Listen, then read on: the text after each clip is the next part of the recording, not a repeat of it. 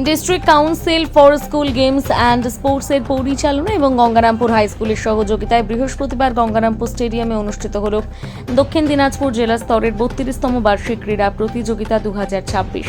এদিন গঙ্গারামপুর স্টেডিয়ামে পতাকা উত্তোলন এবং মশাল প্রজ্বলনের মাধ্যমে প্রতিযোগিতার শুভ সূচনা করেন গঙ্গারামপুর পৌরসভার চেয়ারম্যান প্রশান্ত মিত্র। এছাড়া উপস্থিত ছিলেন district council for school games and স্পোর্টসের দক্ষিণ দিনাজপুর জেলা সেক্রেটারি শুভজিৎ মিশ্র, গঙ্গারামপুর কলেজের প্রিন্সিপাল ডক্টর দীপক কুমার জানা, বিশিষ্ট শিক্ষক ডক্টর পার্থ সরকার, রাজনারায়ণ গোস্বামী সহ অন্যান্য বিশিষ্ট ব্যক্তিবর্গ।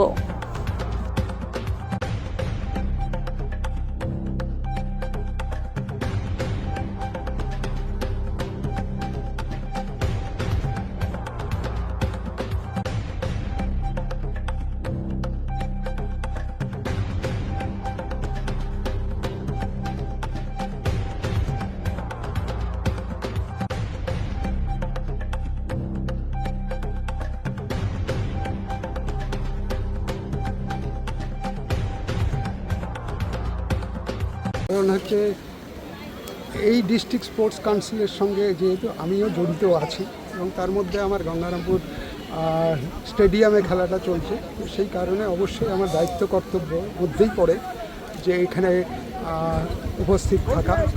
এবং এখানে এর আগেও আমি যে দুটো সাব ডিভিশনের খেলা হয়েছে, আমি একটা সাব ডিভিশনে ছিলাম, আমি গঙ্গারামপুর সাব ডিভিশনে ছিলাম, হরিরামপুর ব্লকে খেলাটা হয়েছিল এবং তারপরে সেই খেলাটা আজকে ডিস্ট্রিক্টের খেলাটা চলছে। এবং সেই খেলার মধ্য দিয়ে আমাদের ঘরের ছেলেরা যেভাবে পার্টিসিপেট করছে, যে খেলাটা একসময় হারিয়েই গিয়েছিল বলা যায় যে আমাদের জেলা থেকে, সেই খেলাটা আবার ফিরে ফিরে আমাদের মাননীয় মুখ্যমন্ত্রী মমতা ব্যানার্জি তিনি চেষ্টা করে চলেছেন যে পড়াশোনার সঙ্গে সঙ্গে খেলাটাও খুব জরুরি সমস্ত ছেলে মেয়েদের। তো সেই কারণে তিনি এই ধরনের স্পোর্টসের মধ্য দিয়ে তিনি এই খেলাটাকে সেই সমস্ত ছাত্রছাত্রীদের মধ্যে ছড়িয়ে দেওয়ার যে চেষ্টা, সেই চেষ্টাটা তিনি করে চলেছেন। এবং আমরাও আমাদের দক্ষিণ দিনাজপুরের যে district council for games and স্পোর্টসের পক্ষ থেকে আমরাও চেষ্টা করছি যে সমস্ত ছাত্রছাত্রীদেরকে খেলাধুলোর মধ্যে তাদেরকে টেনে আনা এবং মোবাইলের দিক থেকে তাদের কিছুটা হলেও সরিয়ে নিয়ে মুখটা সরিয়ে নিয়ে খেলার প্রতি তাদের যে আগ্রহ, সেই আগ্রহটাকে তাদের মধ্যে প্রতিস্থাপন করার যে ব্যবস্থা, সেই ব্যবস্থাটা আমরা করার চেষ্টা করছি। এবং এই ধরনের খেলার মধ্য দিয়ে আগামী দিনে আমার দৃঢ় বিশ্বাস আমাদের জেলার সেই হিত গৌরব সেটা ফিরে আসবে।